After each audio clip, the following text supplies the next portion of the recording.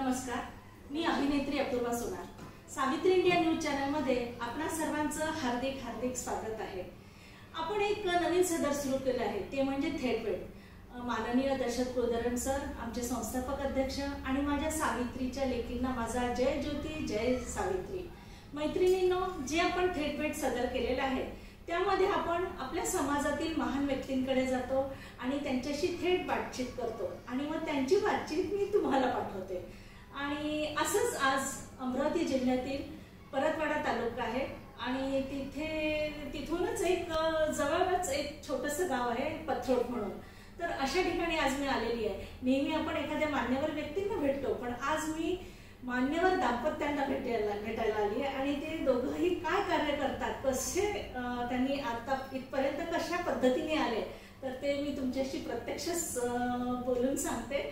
तर आपण पहिल्यांदा त्यांची ओळख करून घेते. गोरडे सर आणि मॅडम, तुमचं आमच्या सावित्री इंडिया न्यूज चॅनलमध्ये हार्दिक हार्दिक स्वागत आहे. आणि तुम्ही तुमची स्वतःची ओळख आमच्या मैत्रिणींना करून द्या आणि मग आपण थेट बोलणं सुरू करू. मी डॉक्टर श्रीकृष्ण गोरडे, प्रॉपर पथरोड, जिल्हा अमरावती, आणि या गोरडे ग्रुप ऑफ एज्युकेशनचा मी प्रेसिडेंट आहे. मी प्राचार्य सौ संगीता श्रीकृष्ण गोरडे, राहणार पथरोड आणि secretary Gorde group of education. तर ओळख तर तुम्ही आता करून दिलेली आहे. मला सर्वात माझा पहिला प्रश्न आहे, तुम्ही म्हणजे या क्षेत्रामध्ये कसे आलात? काही एखादा इन्सिडेंट घडलाय की ठरवलेलंच होतं की आपल्याला या क्षेत्रामध्ये जायचं आहे? मला जेव्हा मी शिक्षण घेत होतो तेव्हाच थोडंसं एक आपण पुढील आयुष्यात एक शिक्षक व्हावं अशी इच्छा होती. आणि काही अडचणी अभावी तेव्हा D.Ed. B.Ed. वगैरे होऊ शकलं नाही. परंतु एक शिक्षकी पेशा आपण स्वीकारावा, विद्यार्थ्यांना शिक्षणाचं म्हणजे ज्ञानदानाचं काम आपण करावं अशी इच्छा डोक्यात असल्यामुळे माझे जे सर होते त्यांनी मला या पथरोड गावाची एक निवड टायपिंग इन्स्टिट्यूटच्या माध्यमातून करून दिली.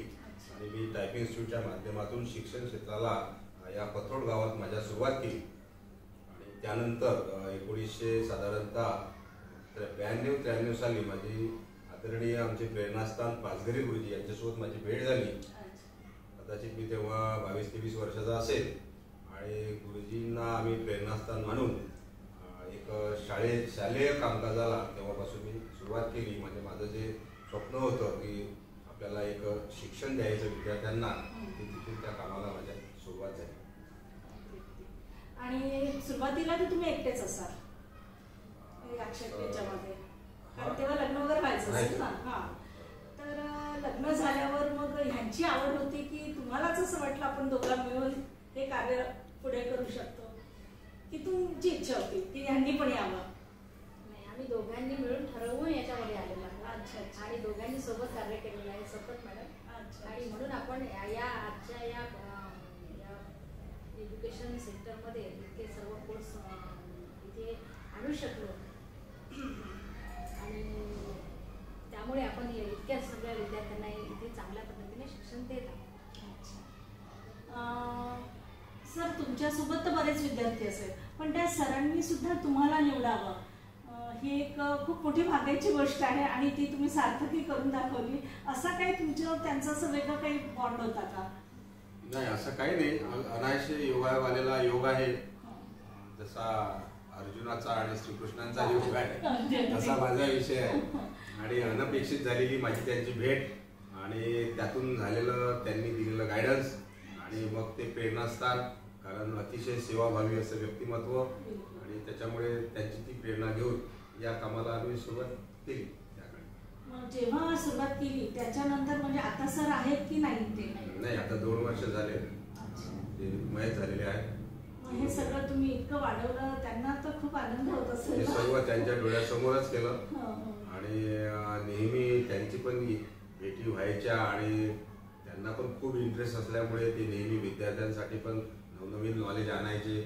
आमच्यासाठी पण वेळोवेळी म्हणजे मार्गदर्शक ते होतेच आणि एक चांगली प्रेरणा होती. जेव्हा जेव्हा थोडंसं आम्हाला काही अडचणी येत होत्या तेव्हा चांगलं मार्गदर्शन पण करायचे. आणि नेहमी त्यांचा एक शब्द होता जो आम्हाला अजून आठवते, किंवा माझं खरं स्वप्न तुम्ही दाम्पत्याने पूर्ण केलं. म्हणजे मला तर एक म्हणायचं आहे, कदाचित त्यांनी पण इतकं इमॅजिन नसेल केलं की आपलं कार्य एवढं वाढेल, तुमच्या रूपाने एवढं वाढेल म्हणून. म्हणजे त्यांच्या इमॅजिनेशनच्या पलीकडे खूप मोठं आज एवढी मोठी एक वास्तू निर्माण झाली, आणि हे खरंच समाजासाठी खूप म्हणजे खूप प्राऊड वाटणारी गोष्ट आहे. तर ह्यामध्ये तुम्ही आता आलेले आहात, तर याचा वारसा पुढे कोण चालवणार आहे, की म्हणजे तुम्हाला असं वाटतं का कधी की असं चालू राहायला पाहिजे आपलं? तुम्ही तर दोघं खूप सक्षम आहात, प्रश्नच नाही. कारण कुठली, आणि तुमचं दाम्पत्यच असं आहे की प्रत्येकांना माहिती आहे, म्हणजे गोरडे फॅमिली, गोरडे दाम्पत्य म्हटलं की कशाला शिक्षणाला आणि या कार्याला वाहून नेत आहे. म्हणजे अख्ख्या या एरियामध्ये तुम्हाला कोण ओळखत नाही असं होतच नसेल. अर्थात त्याच्यात तुमची खूप मेहनत आहे, आणि मला वाटतं आयुष्याचे कितीतरी वर्ष तुम्ही ह्याला दिले. म्हणजे आज किती वर्ष झाले तुम्ही ह्या? जवळपास आता 32 वर्ष झालेले आहेत. एक काम आम्ही करतो आहे, आणि पुढे आता मुलगी तयार झालेली आहे ऑलरेडी. ती छान आमच्यापेक्षा चांगलं सांभाळेल. नाही, नवीन पिढी म्हटलं की बघावंच नाही लागत. तिच्यामध्ये पण खूप टॅलेंट आहे, ती पुढे सांभाळेल. तिला म्हणजे तुम्हाला वारसा देण्याचं कारणच नाही, की बघत बघतच शिकतच आहे. आणि म्हणजे जसं सुरुवात झाली ते अशी तर सुरुवात नसेल नेमकं. म्हणजे सुरुवात कुठून केली एक्झॅक्टली? म्हणजे काय होतं तेव्हा, वास्तू कशी होती, कुठल्यापासून सुरुवात झाली आहे? सुरुवात करताना अगदी 2000 स्क्वेअर फूटचा प्लॉट, आणि त्यामध्ये तट्ट्याची खोली. अरे बापरे. तिथून केलेली सुरुवात आहे 1994 साली. आणि 1994ला जेव्हा सुरुवात केली तेव्हा या भागामध्ये इंग्रजी माध्यमाचं शिक्षण सुद्धा लोकांना माहिती नव्हतं. म्हणजे इथून अंजनगाव तालुका जवळ आहे, पण तिथे पण इंग्लिश मिडियमची स्कूल नव्हती ऑलरेडी. या भागात सर्व मराठी माध्यमाचं शिक्षण होतं. परंतु योगायोगाने मला इंग्लिश मिडियमची स्कूल मी घेतली, आणि अगदी 10 रुपये महिन्याच्या फीपासून या कामाला सुरुवात केली. पण हा इंग्लिश मिडियम स्कूल म्हणजे हा टास्कच होता, म्हणजे मराठी वातावरणात तुम्ही इंग्लिश हे स्थापन करणे. तर तेव्हा तुम्हाला अडचणी आल्या असतील या गोष्टीला? अडचणी भरपूर आल्या. बऱ्याच जणांनी पहिले नावे ठेवले असतील की काही गरज नाही इंग्रजी शिक्षणाची वगैरे. नाही, मला तसं काही जाणवलं नाही, परंतु उलट मला असं जाणवलं की विद्यार्थ्यांनी जो माझ्याकडे प्रवेश घेतला, तर त्याच पालकांनी मला पुढे आणखी लोटत नेलं. उलट की पुढचे वर्ग आणा, कारण आता एवढे चांगले तयार झालेले विद्यार्थी दुसऱ्या कुठल्या शाळेत आम्ही घालावे, हा प्रश्न मी त्या पालकांसमोर निर्माण करून दिला. त्यामुळे मला ऑलरेडी पालकांनीच पुढे आणखी पुढचे वर्ग आणण्यासाठी प्रयत्न, म्हणजे त्यांच्या त्या आग्रहामुळेच मी पुढच्या वर्गासाठी विचार केला. आणि सुरुवात कुठल्या क्लास पासून? आपण नर्सरी पासून वर्गाला सुरुवात. बापरे, नर्सरी ते? म्हणजे माझं तेव्हाचं स्वप्न तर प्री प्रायमरीच होतं. बापरे बापरे, म्हणजे वाढत गेलं. आणि तुमचं पहिलं काय वर्क होतं या शाळेत आल्यावर? सगळ्यात आधी मी इथे सर मुख्याध्यापक होते, आणि मी सुपरवायझर म्हणून इथे काम केलं. आणि सुपरवायझर काम करत असताना मी सगळं तयार झाली सरांच्या हाताखाली, आणि मग अंजनगावचे मुलं इथे यायला लागले या स्कूलला. तर अंजनगावच्या पालकांची रिक्वेस्ट होती की आम्हाला तिथेच जर एज्युकेशन हे चांगलं मिळालं तर खूप छान होईल. मग आम्ही दुसरी ब्रँच तिथे ओपन केली अंजनगावला, आणि त्यानंतर मग म्हणून मी तिथे गेली. अशा पद्धतीनं आमचा हे प्रवास सुरू झाला तुमचा. मग HM ते प्राचार्यपर्यंतची तुमचा पण प्रवास आहेच होती. आणि शाळा म्हणजे जेव्हा सुरुवात झाली तेव्हा म्हणजे विद्यार्थी वगैरे शोधायला काही असं फिरायला लागलं की काय? काही नाही, मिळाले. फीस रेट कमी होता आपला, 10 रुपये महिना, म्हणजे काही फार मोठं नव्हतं.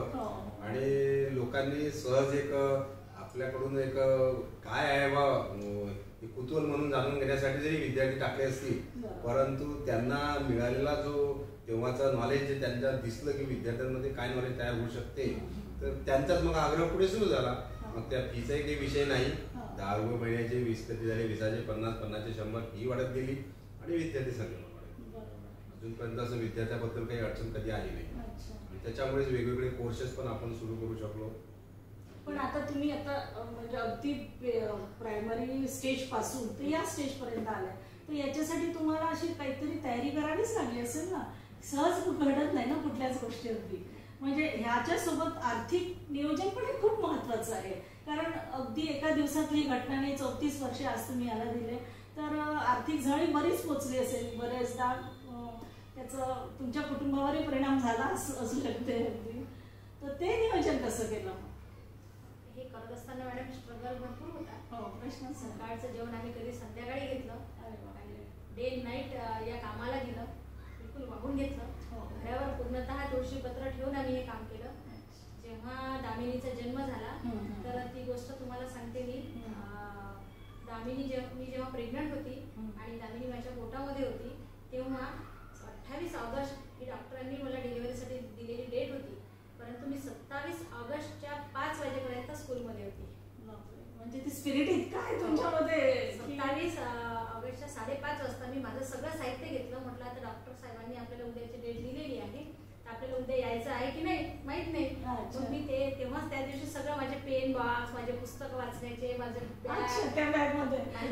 सगळं मी म्हणजे तयारी करून शाळेतलं पूर्ण घरी घेऊन गेली. म्हटलं उद्या मला यायचं आहे की नाही. तर तसंच झालं आणि ठरल्याप्रमाणे माझे 28 ऑगस्टला सकाळी 3 वाजतापासून पोट दुखायला लागलं आणि 28 ऑगस्टला दुपारी 3-3:15 तिचा जन्म झाला. म्हणजे जनरल बायका मॅटर्निटी आणि वेगळी करतात आणि यांनी वेगळी करते. त्यानंतर मग मॅडम तिचा जन्म झाल्यानंतर म्हणजे मी फक्त 21 दिवस घरी होती. फक्त मी 21 दिवस आराम केला. नॉर्मल डिलिव्हरी आहे माझी. 21 दिवस आराम केला. 22व्या दिवशी मी स्कूलमध्ये जॉईन झाली.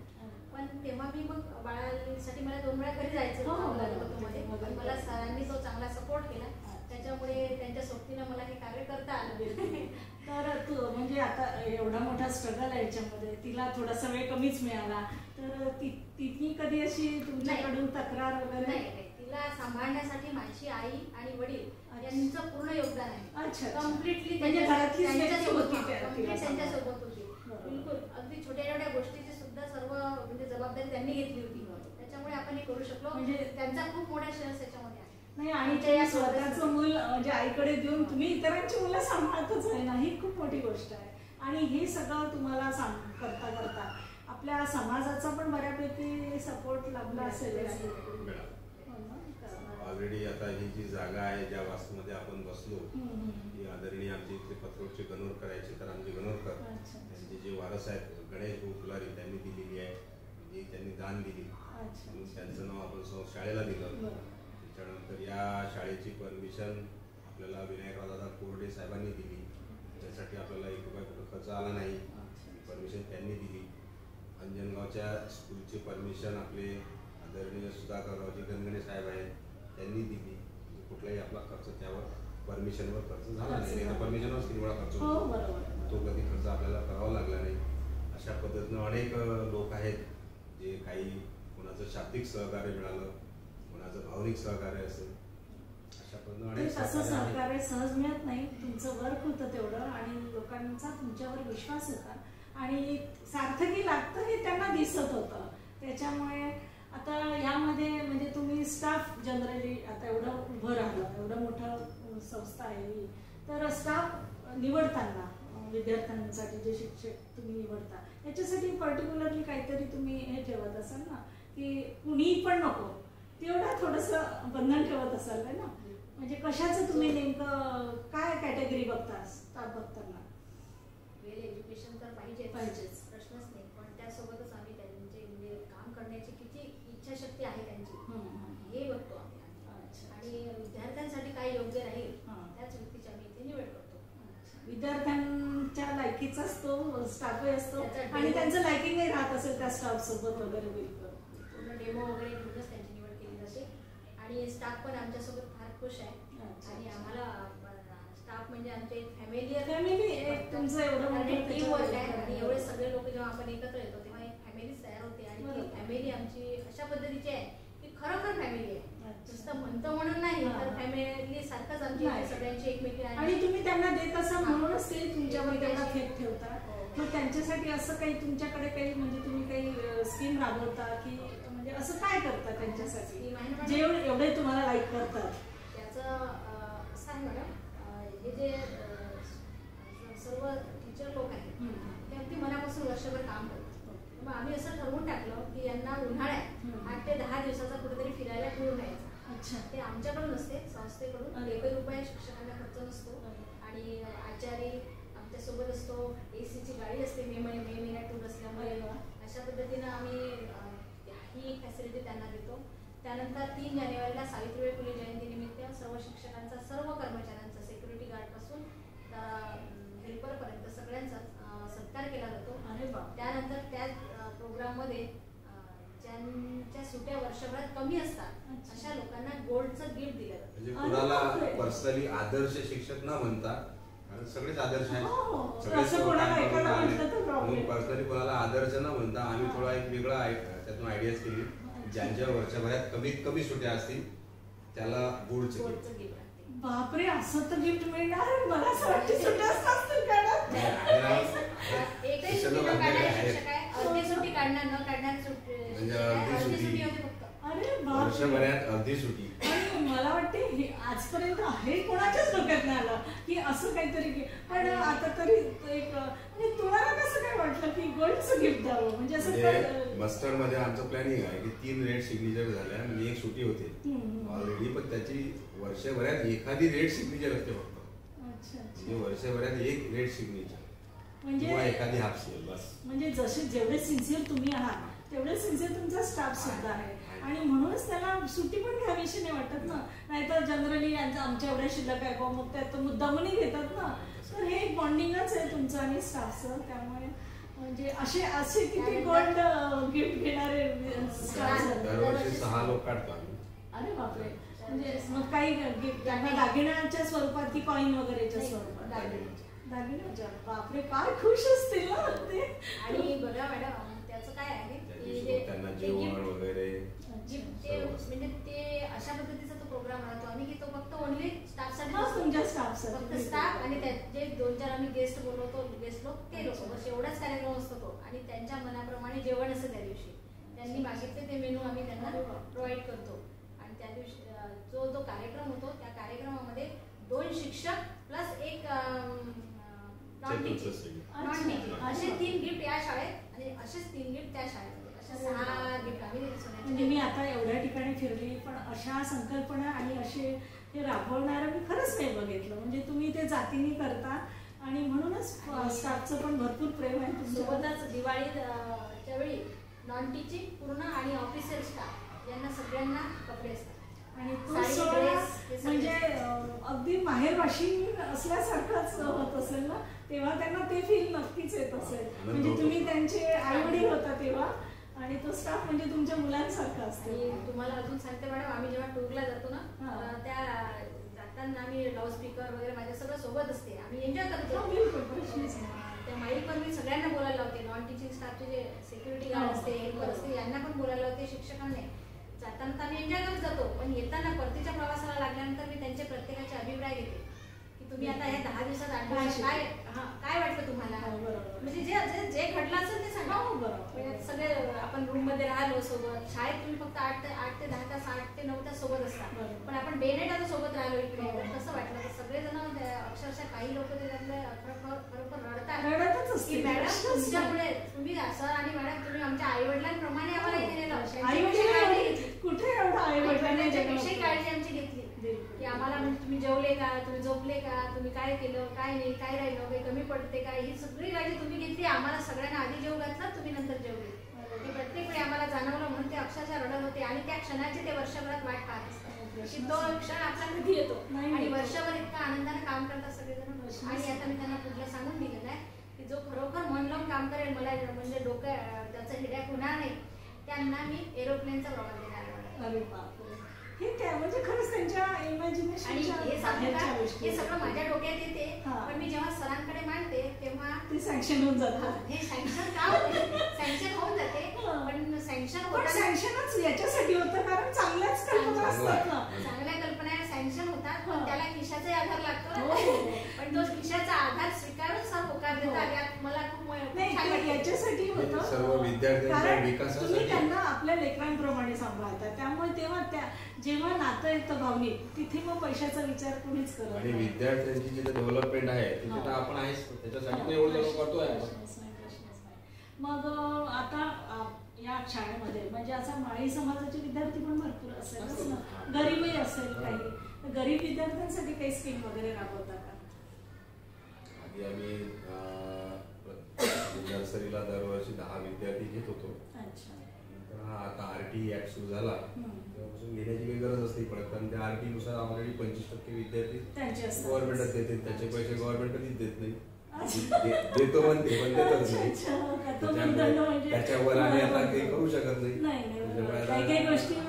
तरी एवढं करूनही जर आता एखादे पालक भेटायला आले ऍडजस्टमेंट रोज तळजो करायचं. आणि हे सगळं करता करता सामाजिक बांधिलकी कशी काय जोपासू शकता तुम्ही? म्हणजे हे खूप आश्चर्याची गोष्ट आहे, कारण कुठेही म्हणजे मी पण बघते आणि सगळेजण सांगतात की हे दोघंही जण आवर्जून येतातच, म्हणजे तो प्रोग्राम संपला तरी भेट तरी असतेच होती.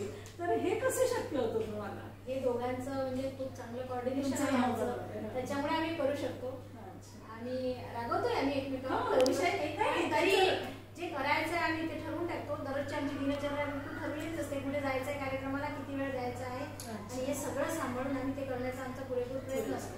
एक सामाजिक ऋण आपल्यावर असते आणि ज्या समाजात जन्म ते करायला पाहिजे आपण. हा उद्देश डोळ्यासमोर ठेवून आम्ही दोघे, आणि त्यातल्या थोडीशी आवडही असते, कारण आणि आनंदही मिळतो. हो तेच, यातून अजून समाजातही वेगवेगळे प्रोग्राम. आवड म्हणून सवड असा तो प्रकार आहे, जिथे आवड तिथे सवड असते हे समीकरण असतं. थोडंसं म्हणजे आपली इच्छा असते जाण्याची, तर मग आपण करायचं. आपली धावपळ खूप होते त्याच्यामुळे, कारण हेही सांभाळणं आणि बाहेरचं ते सांभाळणं, तो इंटरेस्ट असल्यामुळे तसं काही वाटत नाही. आणि इतकं सगळं करता करता सगळं करतं आणि शिवाय आपली हेल्थ पण तेवढी चांगली ठेवणं, हे कसं बॅलन्स करता? म्हणजे आपल्या चांगले विचार डोक्यात ठेवून, चांगला उद्देश आपला ठेवून आपण जेव्हा काम करतो ना, तेव्हा हे ब्रह्मांड खरोखर आपल्याला म्हणून आपल्याला कधीच त्याची इजा होत नाही, आणि म्हणून आपण हे काम चांगल्या आनंदाने करू शकतो. तुम्ही हा प्रश्न विचारला त्याच्यावर आवर्जून एक उत्तर देतो मॅडम तुम्हाला. बघा ताई, आज आमची मुलगी माझ्या माहितीप्रमाणे 24 ची आहे. तो आम्हाला 24 वर्षात असं कधी आठवत नाही की तिला आम्ही कोणत्या दवाखान्यात भरती केलं 2 दिवसासाठी. का आम्ही या 24 वर्षात कधी भरती झालो? कधीच नाही. हे सगळं माहिती आहे, ईश्वरता आहे, आपण म्हणजे ते आपण त्याच्यात पडायचं नाही आपल्याला. पण हे सगळं तुमचे जे सत्कर्म आहे, हे जे काही तुम्ही लोकांसाठी करता त्याचे हे आशीर्वाद असतात. म्हणजे हे जास्त मानते. आपल्याला दवाखान्यात वेळच द्यावा लागत नाही, म्हणून आपण इकडे वेळ देऊ शकतो. बरोबर आहे, प्रश्न अदरवाईज दवाखान्यातच वेळ द्यावा लागला असता. आपले कर्म कसे आहेत म्हणून आपल्याला हे सगळं पॉसिबल होतं. म्हणजे एकंदरीत तुम्ही तुमच्या या सगळ्या याच्यामध्ये हॅपी आहात? बिलकुल 100%. आणि नेहमी प्राऊड फील होत असेल की बरं झालं आपण यामध्ये आलोय ना. नाहीतर आता अच्छा, मला तो प्रश्न विचार, तुम्ही डॉक्टर म्हणजे PhD डॉक्टर आहात? मी डिप्लोमा इन नॅचरोपॅथी. अच्छा अच्छा अच्छा अच्छा. मग त्याकडे तर कधी आता वेळच नसेल. थोडासा होता इंटरेस्ट सुरुवातीला. अच्छा अच्छा. आता मग इकडे आल्यामुळे ते डॉक्टर की पेशा बाजूला झालेला आहे. आणि यापुढे आता म्हणजे मुलींकडनं तुम्हाला मुलीचा जो काही वारसा आहे ती चालवेल पूर्ण 100% गॅरंटी. सध्या तर आपणच सांभाळू शकतो. अजून 10-20 वर्ष आपल्याला काहीच होत नाही, पण तिने पण ह्यात राहावं असं तुम्हाला मनोमन वाटत असेल. आणि ती दुसरं काम करून हे करू शकतो, सांभाळू शकतात. एका वेळेला अनेक कामं करू शकतात. तिची UPSCची तयारी सुरू आहे मॅडम, पण सोबतच इकडची सगळी माहिती ठेवते. म्हणजे अधूनमधून एक राऊंड तिचा दररोज स्कूलला असतोच. आणि मला पण असं प्रामाणिकपणा असं वाटतं, बाहेरच्या व्यक्तीपेक्षा जे तुमचं ती सतत बघते ती जास्त बेस्ट सांभाळू शकते. हे खूप अनुभवानी जे वारसा मिळतो तो खूप वेगळा असतो. आम्ही जे चर्चा करतो ती तिच्या कानावर तशीच पडते, त्याच्यामुळे त्यातमधून ती शिकते. शाळेत आल्यानंतर इथले अनुभव तिच्या पाठीशी येतात, त्यामधून ती शिकते. म्हणजे ती आपोआपच तयार होते. तुमचं त्याग तिने बघितलेलं आहे, तुमचं लोक यांच्यासोबतचा संबंध बघितलेला आहे, तुमची सामाजिक बांधिलकी. म्हणजे अजून आपण काय वेगळं देऊ शकणार आहे ना. म्हणजे ऑलरेडी तुम्ही तिच्यावर ते संस्कार करतच आहात. त्याच्यामुळे खूप म्हणजे खरंच खूप छान वाटलं तुमच्याशी बोलून. अजून तुम्हाला म्हणजे यापेक्षा वेगळं अजून काय तुमच्या डोक्यात स्वप्न आहे की आपली शाळा अशी, मला तर वाटते सध्या तर टॉपला हीच असेल या परिसरात अख्ख्या. दोन्ही शाळा आमच्या टॉपलाच आहेत. आज अंजनगावला जर कोणी एखादा गव्हर्नमेंट अधिकारी बदलीहून आलं आणि त्यांना त्यांना जर 10च्या खाली जर कुठल्या वर्गात विद्यार्थी टाकायचा असेल आणि कोणाच्या गळ्यात तो भाडेकरू म्हणून गेला, त्यांनी जर विचारलं की या गावात मला विद्यार्थी टाकायचं, बाल शिवाजीचं नाव आवर्जून सांगितलं, बाल शिवाजीला टाका. म्हणजे नाव बाल शिवाजी आणि इथलं हे गणोरकर, हे पूर्ण तालुका भरातून मुलं येतात आपल्याला या शाळेमध्ये आणि त्याही स्कूलला पूर्ण तालुक्यातून मुलं आहेत. आणि बहुतेक आता या फील्डमध्ये तर आपले बहुतेक मारवाडी लोकांचं बऱ्यापैकी हे असतं, तर त्यांचा कधी तुम्हाला असा त्रास वगैरे नाही? सपोर्टेड आहे आपल्याला. अच्छा, ते लोक सुद्धा अच्छा. आम्ही जे म्हणजे काम करत आहोत त्याला आम्हाला सगळ्यांना सपोर्टच केलं, पण 2% लोक असतात पण ते कुठेही असतात बाजूला सरून आम्ही पुढे. आणि ते तर म्हणजे असं एक म्हणे आहे ना, निंदकाचे घर असावे शेजारी, ते असल्याशिवाय आपल्याला काही पाहिजे ना. बरोबर आहे. अजून म्हणजे काय पुढे काय करायचं अजून आहे डोक्यामध्ये? पुढे आता थोडंसं हे जे आता यावर्षी आम्ही PGDMLT स्टार्ट केलेला आहे, हा एक रोजगाराभिमुख कोर्स आहे. ऑलरेडी अशाच पद्धतीचे आणखी 1-2 कोर्सेस आणायची इच्छा आहे, ज्याच्यामधून विद्यार्थ्यांना रोजगार मिळेल, असं एक थोडासा प्लॅनिंग आहे. आणि आता बघू आणखी पुढे काय होते ते. आणि आपल्याकडे असं वसतिगृह वगैरे नाही, ते नाही तुम्ही गावाला अटॅच स्कूल असल्यामुळे गरजही नसेल. तर खरंच म्हणजे तुमच्याशी गप्पा करून खूप छान वाटलं. आमच्या सावित्रीच्या लेकींना खूप नवनवीन माहिती मिळाली आणि पुढच्या पिढीला म्हणजे तुम्ही काय संदेश देऊ शकता? आणि अजून एक, सावित्री ज्योतिबांचे विचार आपल्यामध्ये आहेतच, अजून काय म्हणजे पसरवू शकता आपण पुढच्या पिढीला? सावित्री ज्योतिबांबद्दल काय सांगू इच्छिता? सावित्री ज्योतिबांबद्दल शिक्षणाचे महामेरू ते आहे, तुम्ही त्या क्षेत्रात आहे. त्यांनी जे कार्य केलं आणि तो जो काळ आहे, त्या काळाचा विचार करता आणि त्यांनी केलेल्या कार्याचा विचार करता आपण त्यांच्या नखाची बरोबरी करत नाही. एक त्यातला फक्त तो वसा तेवढा पुढे नेण्याचं आपण काम करतो आहे. आणि त्या वसा चालवताना त्यांना जेवढा त्रास झाला तेवढा त्रास आजच्या काळात होतही नाही, तो काही विषय नाही. परंतु जो काही त्रास होते पण तो समजून घेऊन आपल्याला ते पुढे नेणं गरजेचं आहे. कारण कसं आहे की आज आपल्याला हे विद्यार्थी जर शिकले, चांगले दर्जेदार शिक्षण घेऊन जर पुढे आले, तरच खऱ्या अर्थानं ते स्वतःचं कुटुंब पुढे नेऊ शकतील, स्वतः चांगल्या हुद्द्यावर पोहोचतील आणि या देशाचा एक चांगला आधारस्तंभ पण तयार होतील. आणि ते करणं हे आपलं कर्तव्य आहे. आणि म्हणून अनायासे दोन्ही शाळा आपण स्वतः संस्था चालक आहे, तर या नात्यानं आपणही करू शकतो, करावं अशी इच्छा. जनरली असं होतं कॉन्व्हेंटला किंवा इंग्लिश मिडियमच्या स्कूलला सावित्री ज्योतिबा थोडेसे बाजूला सारल्या जातात आणि बाकीचे पुढे जातात. तर ह्यासाठी तुम्ही असं काही म्हणजे त्यांच्यावर ते संस्कार व्हावे असं काही कल्पना वगैरे राबवता का? त्या पद्धतीचे प्रोग्राम्स ऑलरेडी असतातच. आणि आमच्या प्रत्येक कार्यक्रमामध्ये महात्मा ज्योतिराव फुले आणि सावित्रीबाई फुले असतातच. तुम्ही आता आमच्या ऑफिसमध्ये बघितले, उद्देश डोळ्यासमोर तोच आहे की तिथे पण आहे आमचा उद्देश तोच आहे. कारण कसं आहे, महात्मा ज्योतिराव फुले आहेत, सावित्रीबाई आहे, डॉक्टर बाबासाहेब आंबेडकर आहेत, छत्रपती शहाजीराजे आहेत. हे ह्या गोष्टी आपल्याला त्यांना पुढच्या लोकांना देणं गरजेचं आहे. या लोकांनी काय काम केलं. आणि मला वाटते त्या आपण जयंती पुण्यतिथी वगैरे शाळेत कंपल्सरी असतात, त्या निमित्ताने मुलं स्पीच देतात, वेगवेगळे कार्यक्रम अभ्यास करतातच, प्रश्नच नाही. आता एक शेवटचा प्रश्न जाता जाता, आपल्या माळी समाजाला काय मार्गदर्शन करू शकता? काय करावं त्यांनी? आपल्या माळी समाजाला मार्गदर्शन करायचं झालं, समाजाबद्दल स्पेशली जर बोलायचं आहे, समाजाला थोडंसं मार्गदर्शन करणं गरजेचंच आहे. की आता आम्ही 32 वर्षापासून शिक्षण संस्था चालवताना आमचा आलेला अनुभव असा आहे की थोडा समाज जो आहे आपला हा आर्थिक दृष्ट्या जास्त सुबत्त असल्यामुळे शैक्षणिक दृष्ट्या थोडा मागास आहे. ही आपली थोडीशी व्यथा आहे. आणि मी असं म्हणेन की समाजाने ही गोष्ट समजून घ्यावी. आपण किती श्रीमंत असलो पैशाने, परंतु उद्याची खरी श्रीमंती आपली आपल्या विद्यार्थ्यांमध्ये आहे, विचारामध्ये आहे. आणि त्याच्यामुळे आपली मुलं घडले पाहिजे, यासाठी सगळ्यांनीच तो विचार करून चांगल्या संस्थांमध्ये विद्यार्थी कसे टाकता येतील, संस्कारक्षम पिढी कशी निर्माण करता येईल, या दृष्टिकोनातून सगळ्यांनीच म्हणजे समाजाने प्रयत्न करावा असं वाटतं. आणि पुस्तकांवर वाचनाकडे लक्ष द्यायला गरजेचं आहे. म्हणजे शैक्षणिक म्हणजे शाळेकडे लक्ष देणं, त्यांच्या शिक्षकांचे जाऊन भेटणे, बोलणे आणि त्या विद्यार्थ्यांना चांगल्या पद्धतीने सर्वांगीण त्यांच्यामध्ये गुण कसे येतील याकडे लक्ष देणे. आणि वाचन खूप महत्वाचं आहे. आणि ते वाचन होणं 5व्या वर्गापासून तरी मुलांना पुस्तकं द्यायला पाहिजे वाचायला. मोबाईल टीव्ही पासून थोडं लांब ठेवून त्या पुस्तकांकडे लक्ष जर दिलं तर नक्कीच मुलं चांगले यशस्वीरित्या पुढे जातील. शाळेत तर तुम्ही आता संस्कार देतातच. तुम्हाला असं वाटतं का की काही संस्कार आपल्या फॅमिलीतून म्हणजे घरातून त्या मुलांवर व्हावे असं वाटतं ना? घराचा सपोर्ट थोडा आवश्यक आहेच, कारण टीव्ही आणि मोबाईल थोडासा आता अति होतो आहे आणि अति लहान वयापासून आई वडील त्यांना त्याच्या आहारी देतात. एवढं द्यायला नाही पाहिजे, थोडंसं त्यावर बंधनं ठेवायला पाहिजे. जरी ते आधुनिक काळाची गरज आहे तरी किती प्रमाण त्याचं असावं. लहान मुलांना देण्याची गरज नाहीये, हे आहारी जातात म्हणजे असं मला म्हणायचं आहे. त्यावर आपलं निदर्शन असलंच पाहिजे आई वडिलांचं. आणि ते जर आई वडिलांनी केलं तरच शाळेमध्ये आपण चांगल्या प्रकारे मुलं पुढे नेऊ शकतो. बहुतेक कसं स्कूलमध्ये आम्ही 12वीच्या मुलांना सुद्धा मोबाईल नाही आणले. त्यांनी जर आणलं एखादा बाहेर तो इथे कलेक्ट करतो, नंतर स्कूलमध्ये जातो.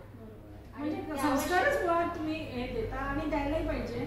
म्हणजे खरंच म्हणजे मला तर खरंच मनातून खूप आनंद होतोय की आज आपण अशा दाम्पत्यासोबत आपल्या सावित्रींच्या लेकीसोबत आपण यांच्याशी बातचीत केली आहे.